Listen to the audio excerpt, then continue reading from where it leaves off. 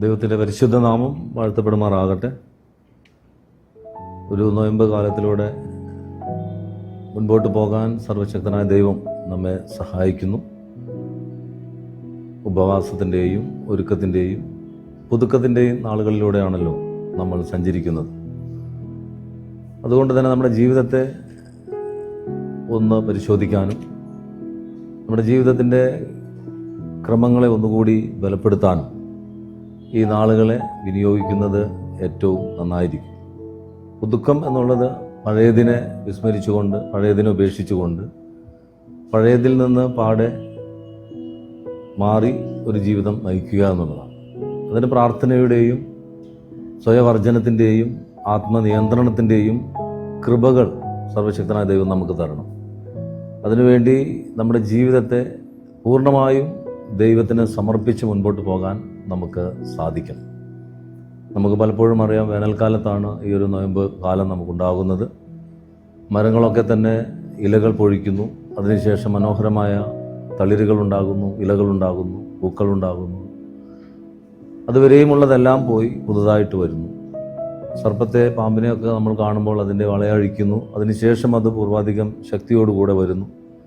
പറവജാതികളിലും വൃക്ഷലതാദികളിലുമൊക്കെ നമുക്കിത് ദർശിക്കാൻ സാധിക്കും. പഴയത്, കേടുള്ളത്, പഴകിയത് ഒക്കെ പോവുകയും പുതിയത് വരികയും ചെയ്യുന്ന ഒരു അനുഭവം. അതുകൊണ്ട് തന്നെ ആത്മപരിശോധനയിലൂടെ മുൻപോട്ട് പോകാനാണ് നമ്മൾ ഓരോരുത്തരും ഈ നോയമ്പ് കാലത്ത് ശ്രമിക്കേണ്ടത്. അപരന് ദ്രോഹമുള്ളതും നമുക്ക് ഗുണകരമല്ലാത്തതുമായ എന്തൊക്കെയാണോ അതിനെ ഉപേക്ഷിക്കുക എന്നുള്ളതാണ്. വാക്കുകളാകാം, പ്രവൃത്തികളാകാം, കാഴ്ചകളാകാം, സഞ്ചാരങ്ങളാകാം. അതിൽ നിന്ന് മാറിയുള്ള ഒരു തീർത്ഥയാത്ര എപ്പോഴാണോ നമുക്ക് സാധ്യമാകുന്നത്, അപ്പോഴാണ് ഈ നോയമ്പ് കാലം അർത്ഥവത്താകുന്നത്. യേശു മറ്റുള്ളവർ നടന്ന പാതയിൽ സഞ്ചരിച്ചില്ല. യേശു മറ്റുള്ളവർ പറഞ്ഞതുപോലെ സംസാരിച്ചില്ല. യേശു മറ്റുള്ളവർ കണ്ടത് ദർശിച്ചില്ല. പകരം പിതാവിൻ്റെ ഹിതം എന്താണോ, ഇഷ്ടം എന്താണോ അതിനനുസരിച്ച് ജീവിച്ചു.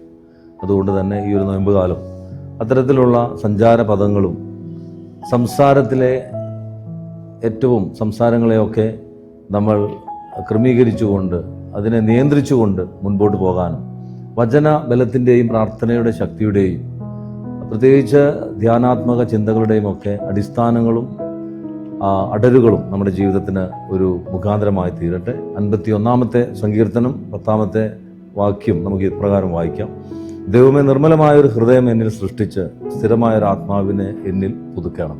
ഇപ്പോൾ ഹൃദയത്തിൻ്റെ ഒരു പുതുക്കത്തെക്കുറിച്ചാണ് ഇവിടെ പറയുന്നത്. അത് നിർമ്മലമായിരിക്കണം, അത് പരിശുദ്ധമായിരിക്കണം, അത് പരിശുദ്ധിയുള്ളതായിരിക്കണം. നമ്മുടെ ജീവിതങ്ങൾ ദൈവത്തിന്, പുത്രനായ ക്രിസ്തുവിന് സമർപ്പിക്കുമ്പോഴാണ് ഇത് സാധിക്കുന്നത്. നമ്മുടെ ചിന്തകൾ പരിശുദ്ധാത്മാവ് നിറഞ്ഞതാകട്ടെ. നമ്മുടെ കാഴ്ചകൾ മ്ലേച്ഛതയിൽ നിന്ന് മാറി നന്മയുടേതായി മാറട്ടെ. നമ്മുടെ സഞ്ചാര പദങ്ങൾ അബദ്ധ സഞ്ചാര പദങ്ങളാകാതെ നന്മയിലേക്കുള്ള പ്രയാണങ്ങളായി മാറട്ടെ. ഈ ഒരു നോയമ്പ് കാലം അങ്ങനെ ക്രമീകരിക്കാൻ സർവശക്തനായ ദൈവം സഹായിക്കട്ടെ. ദൈവത്തിൻ്റെ പരിശുദ്ധാത്മാവ് നമ്മെ ശക്തീകരിക്കട്ടെ. പരിശുദ്ധനായ ദൈവമേ, സ്വർഗീയ പിതാവ്, ഞങ്ങളിലേക്ക് തിരിഞ്ഞ് ഞങ്ങളുടെ ജീവിതത്തെ പരിശോധിക്കാൻ, ദൈവത്തിന് മാനമുള്ള പാത്രങ്ങളായി ഞങ്ങൾ മാറുവാൻ, ഞങ്ങളുടെ ജീവിതത്തിൻ്റെ വിശുദ്ധി കാത്തു സൂക്ഷിക്കാൻ ഈ നോയമ്പ് നാളുകളിൽ ഞങ്ങളെ അവിടുന്ന് സഹായിക്കണമേ. അപരോന്മുഖ നന്മകളും മറ്റുള്ളവർക്ക് ഗുണകരമായ പ്രവർത്തനങ്ങളും ഞങ്ങളുടെ ജീവിതത്തെ വിശുദ്ധീകരിച്ചു മുൻപോട്ട് കൊണ്ടുപോകാൻ ഞങ്ങളെ അവിടുന്ന് സഹായിക്കണമേ. കൃപ വ്യാപരിക്കണം. ക്രിസ്തുവിൻ്റെ ധന്യമുള്ള നാമത്തിൽ തന്നെ. ആമേൻ.